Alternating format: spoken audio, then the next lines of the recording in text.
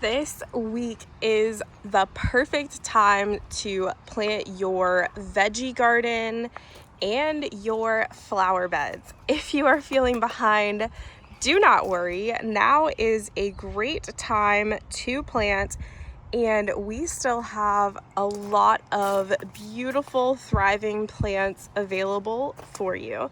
I'm Abby here at the Heirloom Farmer, and today I want to give you a full plant tour of everything we have available for you because again, this is a great time to plant veggies, flowers, annuals, perennials, herbs, and we've got a great selection here for you. Now, we grow all of our plants from seed ourselves using natural and organic practices. And we grow varieties that we love and grow in our own garden. And we really select unique heirloom specialty varieties that we know will do well for you, that taste delicious, look beautiful. So we really put a lot of thought and care into what plants we grow. We also feed all of our plants with worm castings from our own composting worms. And we have lots of thriving plants that are ready to go right into your garden and flower beds. Now, if you would like to buy plants from us, we are currently open every day from 8 a.m. to 8 p.m. for self-serve shopping. So the way that works is just come to our farm, do your shopping. You can select from all of these amazing plants, which I'll tell you more about in a moment, and then come inside our farm store. We've got boxes here that you can use to carry your plants. And we've got a variety of things available inside our farm store for you to shop from as well. And then when you're ready to check out, head over here to our self-checkout. Now there is information on the wall that includes my phone number. If you want to give me a call and ask me questions while you're here, please do so. And again, all of the information on checkout is there, but it is really easy to use our self-checkout. So do your shopping, total up the dollar amount of your purchases, and they're all labeled with a price. And then just write your first name and the total amount of your purchases here on the notepad. You can pay with cash using the cash box. So just put the amount of cash into the cash box. Or you can pay with Venmo, scan the QR code and follow the prompts in your Venmo app. You do need a Venmo account in order to use that. If you would like to pay with a card, you can use the iPad. So press the home button here and give it a moment to wake up. And then you're just going to use the keypad to type in the total amount of your purchases. Make sure the amount is correct here and press charge. And you'll see these lights. You can tap to pay or you can insert. You can also use your phone if your phone is set up for tap to pay. And then it will walk you through additional prompts asking if you would like a text or email receipt. So you can use that again for cards and tap to pay. If you have any questions about coming during self-serve hours, please let us know or give us a call while you're here. And this time of year, I am often here taking care of plants or out in my garden. So if you see me around, please say hi, and I would be happy to answer any questions you have. Also got some great handouts here, one with my favorite salad dressing recipes, one on planting tomatoes, and then one on planting flowers in your veggie garden. So feel free to grab those. Now, let's chat about all of these plants. We've got some pretty unique and different varieties. So I would love to tell you all about these varieties, why we've chosen to grow them, and why I think you should grow them in your garden. Again, we grow them because we think that they are amazing, delicious, beautiful, and have really great characteristics, especially for growing in Center County, Pennsylvania. So let's start with tomatoes. Right now is a great time to plant tomatoes. If you are transplanting on a hot day, tomatoes do like heat, but anytime you transplant, there's a little bit of stress on the plant. And so a couple of things you can do to minimize that stress, especially if it's a hot day like later this week. Just plant in the evening when it's a little bit cooler, and you'll give them the evening and overnight and then the cooler morning to start to adjust before they are in the heat of the day. Also, be sure to water them well. Now, thankfully, we got that amazing rain over the weekend, so the ground is really wet. This is a great time to transplant because of that. But if it's a little bit hot and maybe dry, go ahead and give them some extra water, and they will transplant really well this week. All right, so the varieties that we have, Brandywine, it's a classic heirloom. Actually, a lot of people have heard of Brandywine. Fun fact, it was actually named after Brandywine Creek in Chester County, Pennsylvania. But it is a really delicious, juicy slicer or beefsteak with a really excellent flavor. So I definitely recommend growing that. If you are a tomato lover, if you like tomato sandwiches or tomato slices, try growing Brandywine. You'll notice that it has slightly different leaf shape compared to the other ones, and that is because it has potato leaf. It's a potato leaf variety, so the different looking leaves, that's totally normal for Brandywine. Large red cherry tomato, it's exactly what it sounds like. It is a large red cherry tomato, large as in golf ball sized, red, and really delicious. The gardener who actually introduced these and started saving these seeds and making them known recommends canning these tomatoes whole. Because of the size, you can just stick them in your jars and can them whole, which is a easy and unique way of preserving tomatoes. So I am definitely going to can some that way, and if you give that a try, let me know what you think. Bread and salt is one of my favorites for tomato sandwiches. It is an ox heart type. It's really meaty, very few seeds, and just I think the flavor is incredible. So I really enjoy that one on tomato sandwiches or just slicing and eating with a little bit of salt. Cherokee Purple, we've only got 2 of these left. They're incredibly popular with good reason. They're a deep purple pink color with a kind of smoky, unique, really that umami tomato flavor, and beautiful. So come by and snag these last 2 Cherokee Purple tomatoes. They are very unique and very delicious.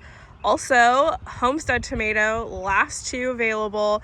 They are your reliable producer. They look like your classic red slicing tomato, very reliable. Last year they were really abundant in my garden and loaded with large tomatoes, and they are known to be crack resistant, wilt resistant, and just an all around tough plant. Sunrise Bumblebee, as you can see, my favorite cherry tomato. They are a beautiful yellow cherry with a slight pink blush and on the sweet side when it comes to tomatoes. So if you prefer a sweeter tomato, a little bit lower acid, this is a great option. Kids tend to love these. People who maybe don't really think they like tomatoes, if they try these, they actually find that they do like tomatoes. Very good flavor on the sweeter side. Also just a beautiful, prolific cherry tomato. Now we've got Tiny Tim tomatoes here, already loaded with green tomatoes, and they will ripen to a beautiful red. And you can actually grow them in these containers all season, or plant them in your own container or garden bed. If you grow tomatoes or any plant in a container, just make sure you feed them a few times throughout the season. And I do that by using worm castings. You can also use other types of compost or natural fertilizers to make sure that they have the food they need, the nutrition to keep thriving and producing tomatoes. But for the small dwarf plant, it actually produces an abundance of tomatoes. So, and always one of the first to produce. So definitely give those a try. Also, on the dwarf side of tomatoes, or for container growing, we have these geranium kiss tomatoes. They're blooming and they are going to have tomatoes soon. Very short and stocky plants, rarely need trellised, and they produce a golf ball sized red cherry tomato. You can grow them in these containers, just feed them well, or pot them up into a larger container or a garden bed, but they do not typically need trellised, and they produce a surprising amount of tomatoes for the size of the plant. And then one last thing that I'll highlight for container varieties are these Cherry Falls tomatoes, also loaded. We've got a variety of them in hanging baskets. You can grow them in the hanging baskets all season. We've got some with these marigolds, and then some that have sweet alyssum planted with them. And you can see they've got lots of tomatoes already. So that's an easy way to get an early tomato harvest. Now let's head over here. I do have most of my tomatoes planted out in my garden. I have a few yet to plant. I am actually waiting to get another trellis, and then I will get the rest of my tomatoes planted. Some more large red cherry tomatoes. Matt's Wild Cherry is a small red cherry tomato on a huge plant. These plants grow and grow and grow. They will produce an abundance of cherry tomatoes all season long, and they are really, really delicious. I think probably for the red cherry tomatoes we have, these have the strongest tomato flavor, and I mean that in a good way, like the classic flavor of a tomato. These little things are packed with that. They also are known to have a resistance to late blight. So if you struggle with late blight, try Matt's Wild Cherry. Got one black strawberry tomato left, so somebody needs to come take that home, because these are a really unique tomato. Always one of the first tomatoes to produce in my garden. They are golf ball sized, purple, pink, green, swirled, just absolutely gorgeous tomatoes. So they're really fun to harvest with kids, and I don't know, I just really enjoy them because of how they look and taste. They're fun to just cut up a bowl of them and take to a picnic, and just a very unique color. Cherry Roma, it's like a Roma tomato, but only about 1 inch long, and they are really great for sun drying because they are a very meaty paste tomato that has very few seeds and very little juice. Now don't let that scare you away in a tomato. That makes them good for sun drying. It makes them great for putting on focaccia bread, anything where you don't want all of the tomato juice everywhere. So of course you can eat them fresh, but they are best used for things like sun drying and adding to breads, or preserving. A few more sunrise bumblebee tomatoes, and then San Marzano and Amish paste are your classic sauce tomatoes. They are plum shaped. Both of them are plum shaped, very few seeds. The San Marzano are slightly larger than a classic Roma, and the Amish paste are also a little bit larger, and both are excellent for making sauces. So if you like preserving and making sauces, definitely grow some of those in your garden. And I would suggest growing a few of them so that you have enough tomatoes all at once to make sauce. Two hillbilly tomatoes left. They are a yellow 1 pound tomato, sweet, juicy, and lower acid. I love those. Again, great for slicing sandwiches and just a really beautiful yellow.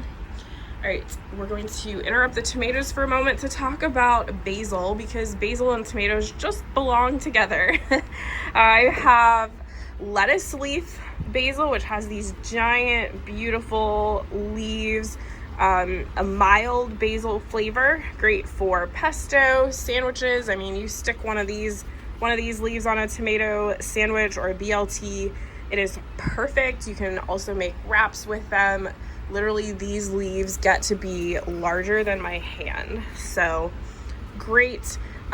Just make sure with any basil, avoid excessive water on the leaves and prune them often to keep them bushier and producing more leaves.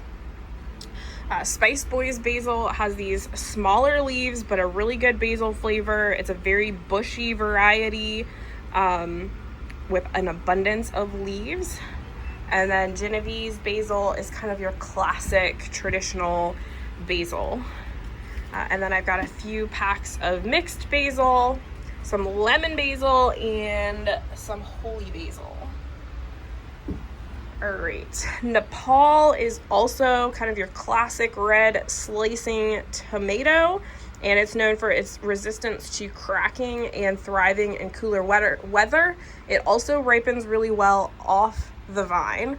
I like to let my tomatoes ripen in the garden, but depending on weather, pests, whether we're about to go camping, a whole lot of factors like that, sometimes it's nice to harvest tomatoes just as they start to change color.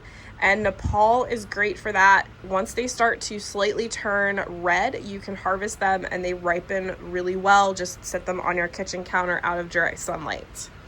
A few more Brandywine, Primary Colors, which is kind of a unique large cherry tomato, Orange Icicle, Aunt Ruby's German Green, which is green when mature, so that's kind of a fun one, a unique one to grow.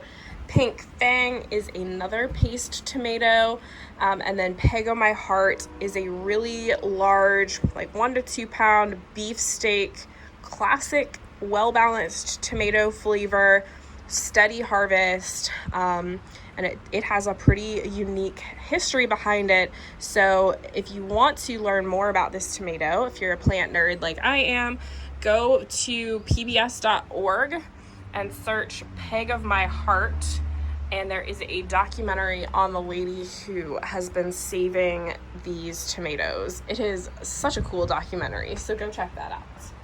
All right, so get your tomato varieties, and this is a great week to get them planted.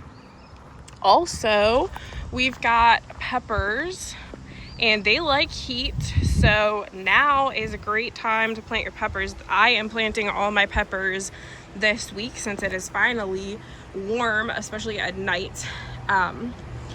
So we've got 3 hot peppers. Early jalapeno, which is like your traditional jalapeno as far as looks and flavor, but they mature a little bit earlier, which is great for our climate. So they're gonna produce sooner and you're gonna have a longer season, so more harvests by growing this early jalapeno variety. They are also a shorter, bushier pepper plant, which can make them easier to manage and really well, and can grow really well in containers. Martin's carrot pepper is a medium hot red-orange pepper. It's actually, history goes back to the Martin family in Lancaster County, Pennsylvania. So it's also known as a Pennsylvania Dutch pepper, but it is a beautiful smoky hot pepper. And then our hottest pepper is a fish pepper. It is a green and white variegated pepper. The plant is variegated and the pepper is variegated. It's just starting to show its variegation, but these are beautiful ornamental and culinary plants. They are definitely hot, so if you like heat, these are the ones for you. My dad loves to add these to salsa. They also dry well, so you can dry them and store them for use over winter. And then we have 3 sweet peppers. King of the North, bell pepper. That's going to be your classic bell pepper. You can harvest it green, or you can let it fully mature and harvest it red. And I just saw this one is in the wrong spot, so let me move him over there. We've got sheep nose pimento, which is a tomato-shaped pepper, really thick, juicy flesh. Great for stuffed peppers because of how it sits kind of squat on your baking sheet. And then lipstick pepper is always the most prolific pepper in my garden as far as sweet peppers go. And it's these bright red pimento type peppers. And then I've got 1 mini bell pepper that I found hiding in the other peppers. So we do have 1 mini bell pepper left. I thought we were sold out, but that guy was hiding somewhere. So, all right. I will have more dark green zucchini coming soon. They just need a few days to grow. We've got butternut squash, golden zucchini, which is just a yellow zucchini, watermelon, Jubilee, they're giant watermelon, Minnesota midget, they're like a miniature cantaloupe, really delicious flavor.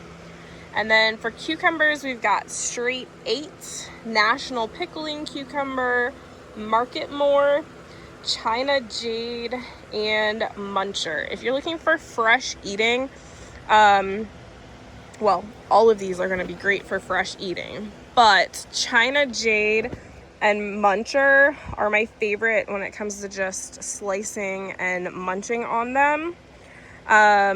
Muncher can also be used as a pickling cucumber. I have pickled China Jade, but I would say it's more of your fresh eating. And then Marketmore, National Pickling, and Straight 8 are all going to be great for fresh eating and pickling. So get some cucumbers, and I will be sharing my refrigerator pickles recipe here in a few weeks on our email list. So make sure you go to our website and get on our email list, because I will be sending out the recipe I use along with some tips and tricks for making pickles when you only have a few cucumbers to harvest at a time. So go sign up for our email list. We've also got rosemary, lavender, and eucalyptus, which makes a great addition to floral arrangements. And we've got some of these red, white, and blue petunias. Hopefully you can see the colors. The sun is bright and hot. But they are beautiful petunias. We've got a variety of marigolds, including my favorite marigold, which is these strawberry blonde marigolds. They are great to plant in your veggie garden and of course in your flower beds. And then we've got Marvel Gold and Crackerjack and Sugar and Spice. They're going to be your taller marigolds, and they actually both make really great cut flowers, long-lasting cut flowers, but they're also great in your veggie garden to attract beneficial insects. We've got some painted daisies, echinacea, and rudbeckia. They're all perennials, which means they will grow back every year. This is what the campfire rudbeckia looks like. They are beautiful. Well, all of these flowers are beautiful. So add those to your flower garden as perennials. And I've got a few zinnias left. This one's starting to bloom. I've got Queenie Mix and I have a few Zinderella peach. Oh, one's in the wrong spot again. I think these plants keep hopping around. So I've got Queenie Mix and Zinderella peach zinnias. Both great cut and come again flowers. So if you cut them and harvest the flowers, they will branch. So if you cut the stem here, these two leaves are gonna branch off and you'll get a bushier plant that then has more blooms. Some apricot asters, also a great cut flower, sweet alyssum, and yellow porcupine calendula. All great for beneficial insects, which if you have heard people say, oh, plant this flower in your garden, it will deter pests. There's some truth to that, but the way it works is that plants like calendula and alyssum and marigolds and many others, they actually attract beneficial insects like ladybugs, lacewings, parasitic wasps, and those good bugs feed on the bugs that feed on your veggie plants. So that's a little bit of the science behind how that actually works. So it does in fact work. I've seen it work in my garden.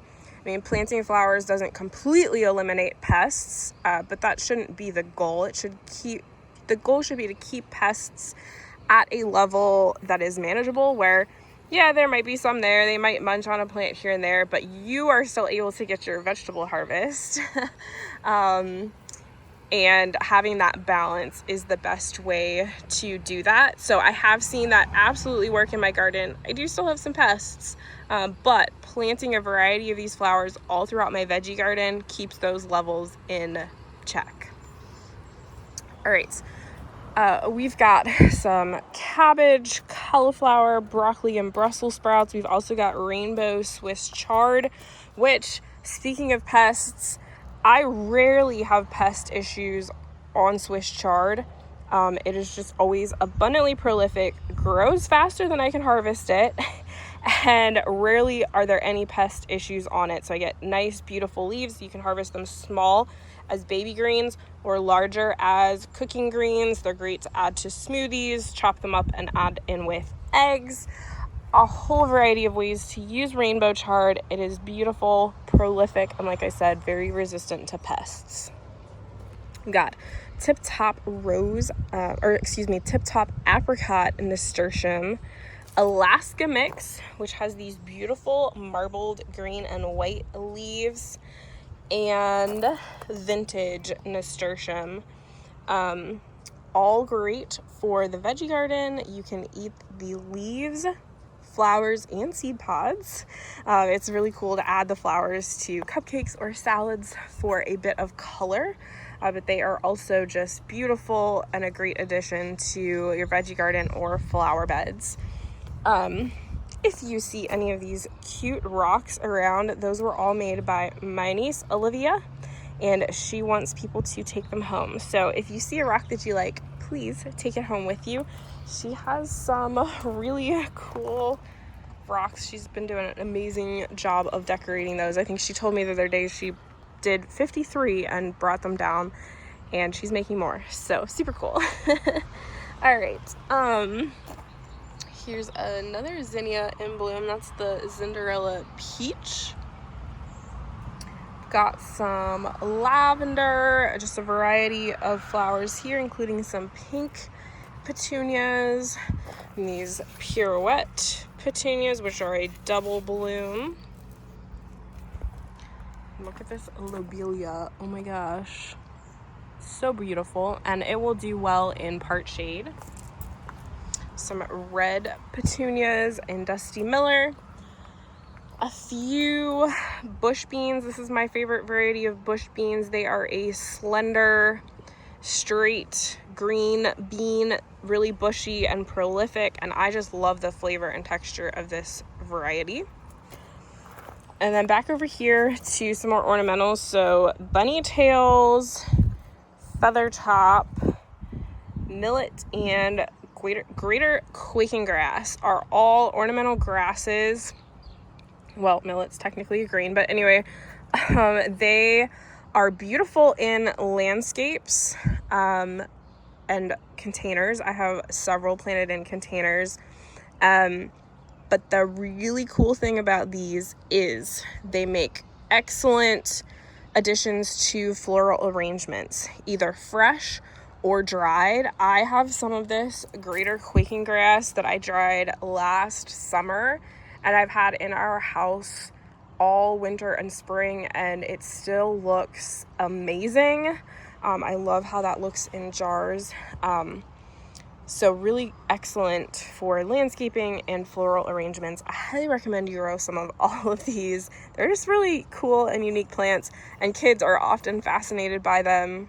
I'm fascinated by them, especially the bunny tails. They just get these really soft, fluffy plumes on them that look like bunny tails. So add some of these grasses, give them a try. They're super cool.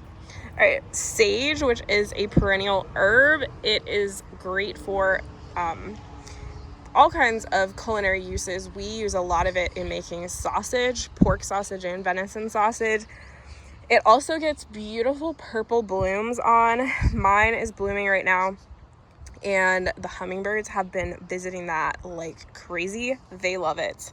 We got this torch minty ice lavender. It gets blue, lots of bluish purple blooms on it. And if you prune it back, it will just continue to get bushier and bushier. And it's just got some really cool foliage on it. I'll show you one in a minute that I pruned back some more and how it's starting to look. Some baby blue, no, this is silver dollar eucalyptus. And some coleus. This sun coleus does a little bit better in sun. I still wouldn't put it in full sun, but right here where it's at, it's been getting quite a bit of sun. So if you have a sunnier area but you like the foliage of coleus, give that a try. And this wizard jade is also a really pretty color. I would give it a little bit of shade as well. So there's some shade plants for you. The lobelia also likes some shade. But over here, so I planted some grasses there, and this is the lavender that I have pruned back and have in this container, and it is thriving, bushing out, has beautiful foliage, and you can see it's got like bloom or buds on it all over. So try that one. It is very unique. A variety of plants over here. And a few more shade plants down here. So that is what we've got. These begonias, I love the foliage on these begonias. This is what we've got, and whoa, look at that bloom. Oh my gosh. I have a few plants yet that I will be bringing, some winter squash, summer squash, watermelon, and cucumbers. Otherwise, this is pretty much our selection of plants for this season. We are getting ready to shift our focus over to our sunflower field, which we're super excited about. So this is the selection of plants that we have available. And we will be selling the plants through the next few weeks. But then, like I said, we are shifting our focus over to our sunflower field, our pie pumpkins, and a few other things. So that's why I'm kind of done growing plants for right now, or starting plants for right now, and just taking care of all of these for you. And then once these are gone, we will, once they're gone, they're gone. I'm not going to continue to grow anymore after I bring the rest of the cucumbers and things. So this is what we've got for our season. Stop by and stock up for your veggie garden and flower beds. This is a Bambino marigold. If you have any questions, let me know. I'm always happy to answer any questions that you have and help you out with your garden, that you could have a thriving and successful garden this season. So just to wrap things up, we are open every day, 8 a.m. to 8 p.m. for self-serve shopping. And these are the plants we have available, but when they are gone, they are gone. So stop by soon, and hopefully I'll get to see you when you come by. If you have any questions, again, let me know. Comment on this video, send me an email, send me a text message. I would love to hear from you and help you out with your plant and gardening questions. All right, thank you and God bless.